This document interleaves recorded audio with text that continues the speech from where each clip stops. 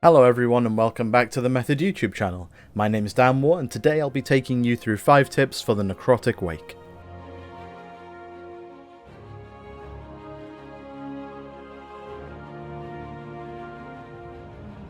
3 deactivated Goliaths appear in the dungeon in set locations. Any member of the KYRIAN Covenant can call their steward to fix this Goliath. Interact with your steward while standing next to the Goliath for a dialogue option to repair it. Upon being repaired, orbs will spawn which can be collected by players, 1 each. This orb grants a 1-minute buff inflicting pulsing AoE damage and healing which scales with key level. The Goliaths don't particularly have any special timing to make them more effective, and are more just a nice bonus to help the dungeon go quicker. Scattered around the dungeon are various weapons that can be picked up and used by anybody in the party. You have a spear, which can be cast at a target, dealing damage and applying a damage taken increased debuff to every mob it passes through. A hammer, which deals considerable damage and stuns a target. This also includes stunning pride mobs from the seasonal affix. An orb, which causes heavy pulsing arcane AoE damage that also interrupts any mob casts during its ticks. And a shield, which can be channeled to reduce damage taken by the user and nearby allies by 50% for a few seconds. The shield is mostly useless, as nothing in the dungeon hits hard enough that it would need to be mitigated in this way. Not to mention, channeling the shield prevents you from performing any other actions during the duration of the channel. Worth noting is that the orb scales with some effects the player using the orb has on them. This includes things like the 100% crit buff from rogues playing the Master Assassin Legendary, or the increased arcane damage from a balanced druid's mastery while in Lunar Eclipse, making Celestial Alignment a very strong cooldown to use while holding an orb.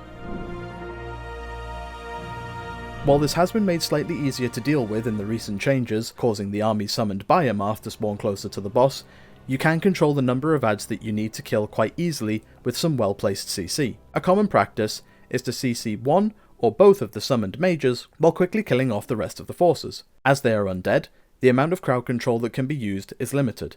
Things like Hunter Trap, Paralyze, and Turn Evil all work. On top of this, if you're in a panic moment, and the final harvest cast is about to complete, with some adds still alive and un-CC'd, you can throw a short duration stun onto them. If they are stunned when the cast ends, they won't explode, and you'll have saved your group the wipe.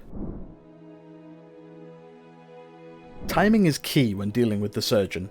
The creations he spawns are the key to killing the boss quickly. Ideally, you'll be looking to kill the boss before more than 2 creations are in the fight. When the first creation pulls STITCHFLETCH down at the beginning of the fight, focus all of your cooldowns only into the boss as best you can, while attempting to keep the creation alive the whole time. The second hook of the fight should be aimed into the boss to interrupt his morbid fixation ability, to prevent people from needing to move, and the creation's third hook is the most important one. You need this first creation to reach its third hook. The third hook lines up with STITCHFLETCH jumping back up onto his platform and going immune.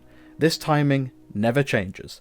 As such, you can preemptively move, aim the hook towards the middle of his platform to pull the boss back down again immediately. He will have enough time to spawn a second creation, so the first one should ideally be killed off fairly quickly right as the boss gets pulled back down.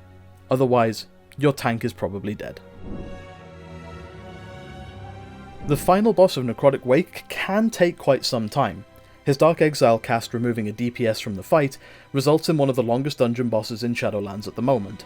However, there are some tricks that can be used to avoid the Dark Exile cast. The safest and most consistent one is a paladin using Blessing of Protection on the targeted player before the cast completes.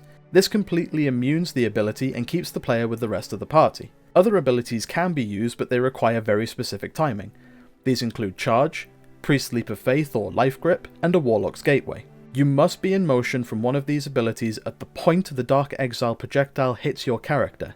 As such, the timing can be very difficult to get consistent. It's important to note that if you avoid Dark Exile in any of these ways that are not BOP, the player will still be affected by the Dark Exile debuff, and will be instantly killed when the debuff ends, so make sure you have a combat res ready if this is successful. Hopefully you found these tips useful. If you did, let us know in the comments down below. Thank you so much again for watching, and I'll see you in the next one.